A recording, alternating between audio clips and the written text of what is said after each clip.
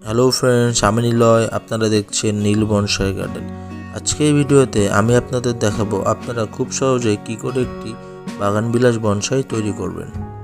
চলুন তাহলে ভিডিওটা শুরু করা যাক।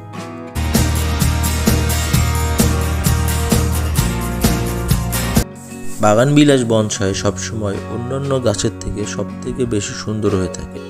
বাগানবিলাস সব ধরনের ভ্যারাইটি খুব অল্প সময়ের মধ্যেই বনসাই তৈরি করা যায়।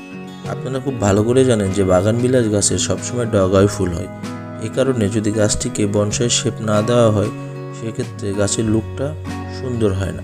এই জন্য বাগানবিলাস গাছের সৌন্দর্য বৃদ্ধি করার জন্য আমাদের বনসাই শেপ দেওয়া খুব জরুরি।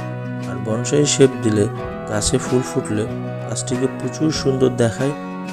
তাই বনসাই শেপ দিতে আমাদের যে কাজগুলো করতে হবে সেই কাজগুলো আমি এই ভিডিওতে আপনাদের দেখানোর চেষ্টা করব। বাগানবিলাস বনসাই করার ক্ষেত্রে সর্বপ্রথমে গাছটিকে টবে রাখতে হবে এবং খুব ভালোভাবে খাবার দিয়ে গাছটিকে বাড়তে দিতে হবে। যখন গাছটি ঝোপাল হয়ে যাবে ঠিক এইরকম, তখন আমাদের গাছটিকে খুব ভালোভাবে প্রুনিং করে দিতে হবে। আর প্রুনিং করে দিলে হবে কি, গাছের নতুন নতুন ব্রাঞ্চ ডেভেলপ হবে এবং তাতে করে ফুল প্রচুর পরিমাণে বেশি চলে আসবে। আর আমি আপনাদের এখন দেখাবো যে বাগানবিলাস গাছকে কিভাবে প্রুনিং করবে। আমাদের সর্বপ্রথম যে কাজটি করতে হবে, বাগানবিলাস গাছের যে নতুন ব্রাঞ্চ বা এলোমেলো ডাল সেগুলো প্রথমে কেটে নিতে হবে।